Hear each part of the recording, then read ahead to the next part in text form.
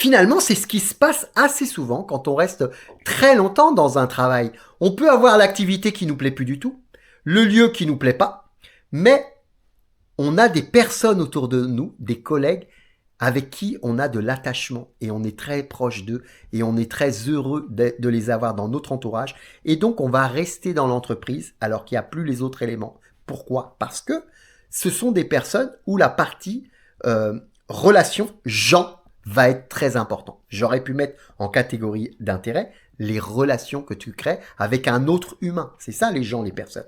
Et donc parfois, tu vas avoir la personne et tu dis au bout de 3 ans, tu dis mais je comprends pas, on s'est parlé il y a 3 ans et tu me disais que ton travail il te plaisait plus, que t'aimais plus faire ça, l'activité, l'action que tu faisais ne te plaisait plus du tout, que l'entreprise avait déménagé et que du coup les locaux ils étaient un peu vétus, il n'y avait pas de lumière, c'était pas du tout agréable de travailler dans cet environnement et qu'en plus les outils qu'on te communiquait, bah ils étaient pas forcément de très bonne qualité, pas très modernes et t'étais un petit peu obligé toi-même de racheter des trucs à côté, un téléphone portable plus performant pour être plus efficace avec tes clients. Je comprends pas pourquoi t'es encore dans la société. Ah, mais je suis encore à la société parce que j'ai des collègues avec qui je m'entends très bien. Ou alors je m'entends très bien avec le responsable de la comptabilité ou la responsable du marketing.